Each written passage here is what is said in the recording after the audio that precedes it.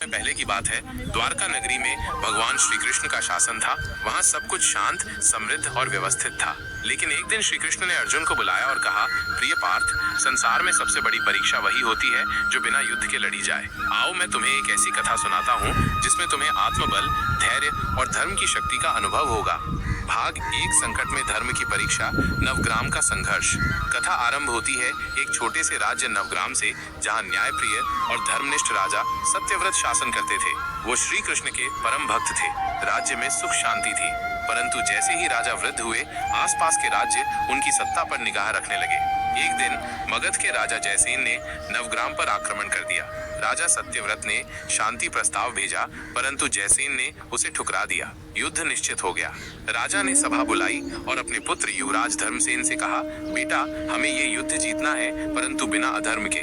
धर्मसेन ने प्रण लिया, पिताश्री, मैं युद्ध करूंगा, पर श्री कृष्ण की मर्यादा और नीति को कभी नहीं तोड़ूंगा।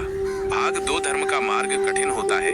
युद्ध आरंभ हुआ। धर्मसेन ने अपने छोटे से सैन्य बल के साथ मगध की विशाल सेना का सामना किया। पहले ही दिन कई योद्धा मारे गए, जिससे लोगों में भय फैलने लगा और सैनिकों का मनोबल टूट गया। धर्मसेन हर रात श्री कृष्ण का ध्यान करते और कहते, हे माधव, क्यों मैं हर बार हारता जा रहा हूँ जबकि मैं अधर्म से लड़ रहा हूँ। उसी रात उन्हें स्वप्न में श्री कृष्ण दर्शन देते हैं। वे मुस्कुराते हुए कहते हैं, धर्मसेन, जीत समय से पहले नहीं मिलती। यदि रास्ता धर्म का है तो मंजिल कठिन अवश्य होगी, पर असंभव नहीं। धर्मसेन का आत्मविश्वास लौट आता है। अगले दिन वो युद्ध भूमि में उतरते हैं और अपने साहस, नीति और शौर्य से मगध की सेना को रोकने लगते हैं। भाग तीन, विश्वास और संयम की शक्ति। युद्ध कई दिन तक चलता रहा। नवग्राम की जनता में भी संघर्ष की भावना जागृत हुई। सैनिकों ने अपने राजा और युवराज पर अटूट विश्वास रखा। वहीं दूसरी ओर मगध के राजा जयसेन क्रोधित था कि एक छोटा सा राज्य इतनी देर तक उसका सामना कर पा रहा है। तब उसने एक कुटिल चाल चली। उसने नवग्राम की जलधारा को जहर से विषाक्त करवा दिया। कई सैनिक बीमार पड़ने लगे। राजा सत्यव्रत व्याकुल हुए, परंतु धर्मसेन निराश नहीं हुए। उन्होंने तुरंत पहाड़ियों से एक वैकल्पिक जल स्रोत खोजा और जनता को विष से बचा लिया। श्री कृष्ण ने फिर स्वप्न में कहा, धैर्य वह दीप है जो अंधकार में भी रोशनी देता है। तुम सही राह पर हो। भाग चार, अंतिम परीक्षा। जयसेन ने अब नवग्राम की राजधानी पर सीधा आक्रमण कर दिया। धर्मसेन घायल हो गए। उनके पास युद्ध का कोई साधन शेष नहीं था। लेकिन तभी एक चमत्कार हुआ। नवग्राम के साधु संत, किसान, वृद्ध और युवाओं ने स्वयं हथियार उठा लिए। जनता ने एकता दिखाई और धर्म की रक्षा के लिए खड़ी हो गई। धर्मसेन ने अंतिम बार श्री कृष्ण का स्मरण किया और बोले, हे वासुदेव, मेरी शक्ति समाप्त हो चुकी है, अब आप ही मेरे रथ के सारथी बने। और मानो श्री कृष्ण की कृपा से नवग्राम की जनता में एक अद्भुत बल जागा। उन्होंने मगध की सेना को पीछे हटने पर मजबूर कर दिया। जयसेन पराजित हुआ और उसने क्षमा मांगी। भाग पांच, श्री कृष्ण का उपदेश।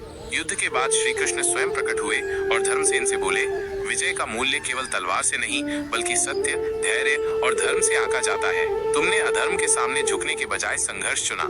यही सच्ची भक्ति है। जब मनुष्य कठिनाइयों में भी अपने मार्ग से न डिगे, तभी मैं उसके रथ का सारथी बनता हूँ। धर्मसेन ने नम्रता से कहा, हे गोविंद, यह आपकी प्रेरणा और मेरे राज्य की आस्था थी जिसने हमें विजय दिलाई।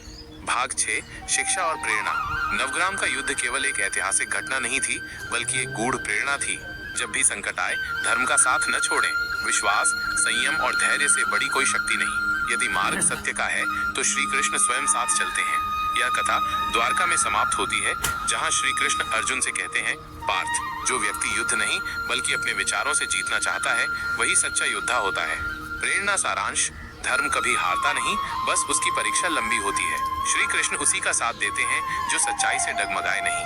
हर युद्ध तलवार से नहीं, संयम और नीति से भी जीता जा सकता है। धर्मपुर गांव की कहानी, एक सच्चे नेता की खोज। धर्मपुर गांव उत्तर भारत के एक सुंदर पर्वतीय क्षेत्र में बसा हुआ था। वहां के लोग सरल, धार्मिक और कर्मठ थे। लेकिन समय के साथ गांव में लालच, ईर्ष्या और भ्रष्टाचार ने घर कर लिया था।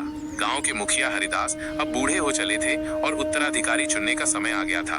गांव में दो योग्य युवक थे, अर्जुन और राघव। अर्जुन मेहनती, सत्यवादी और करुणाशील था, जबकि राघव चालाक, धनलोलुप और अहंकारी था।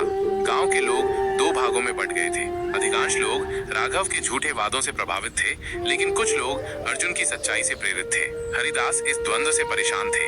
कृष्ण का आगमन गुप्त रूप में। उसी समय श्री कृष्ण गुप्त रूप में संसार भ्रमण कर रहे थे। उन्होंने धर्मपुर की स्थिति देखी और मानव रूप में एक साधु का वेश धारण कर गांव में प्रवेश किया। उनका नाम रखा गया योगी श्रीहरि। योगी श्रीहरि ने गांव के चौराहे पर बैठकर प्रवचन देना आरंभ किया। उनके वचनों में कुछ ऐसा प्रभाव था कि धीरे धीरे गांव वाले उनके आसपास एकत्रित होने लगे। उन्होंने कभी किसी का पक्ष नहीं लिया, लेकिन जो भी उनके पास आता उसे अपने कर्म पर ध्यान देने की प्रेरणा देते। 3 प्रश्न। अर्जुन की परीक्षा। एक दिन अर्जुन योगी श्रीहरि के पास गया और बोला, स्वामी, मैं चाहता हूँ कि मैं गांव का नेतृत्व करूं, लेकिन लोग मेरी नहीं सुनते। क्या मैं गलत हूँ? योगी श्रीहरि मुस्कुराए और बोले, यदि तुम सच में योग्य हो तो 3 प्रश्नों के उत्तर ढूंढ लाओ। 1. सच्चा नेता कौन होता है? 2. करुणा और न्याय में बड़ा कौन है? 3. कब चुप रहना सबसे शक्तिशाली कार्य होता है? अर्जुन भ्रमित हो गया। वो तीनों प्रश्नों को लेकर गांव भर में घूमने लगा, लोगों से चर्चा की, लेकिन संतोषजनक उत्तर नहीं मिला। अंततः वो जंगल की ओर निकल गया, शायद वहां उसे उत्तर मिल जाए। पहला उत्तर, एक बुजुर्ग की सीख। जंगल में अर्जुन की भेंट एक वृद्ध साधु से हुई जो एक पेड़ के नीचे ध्यान कर रहे थे। अर्जुन ने उनसे पहला प्रश्न पूछा, सच्चा नेता कौन होता है? साधु ने धीरे से उत्तर दिया, सच्चा नेता वो नहीं जो आगे चलता है, बल्कि वह होता है जो पीछे रहकर सबको आगे बढ़ाता है, जो दूसरों के दुख को समझे, जो अपने लाभ से अधिक लोकहित को रखे, वही नेता कहलाता है। अर्जुन की आंखों में चमक आ गई। दूसरा उत्तर, एक घायल पक्षी से सीख। कुछ दूर जाने पर अर्जुन को एक घायल पक्षी मिला। वो भूखा था और उड़ नहीं पा रहा था। अर्जुन ने उसे अपने वस्त्र से लपेटा, भोजन दिया और पानी पिलाया। पक्षी की आंखों में आंसू थे।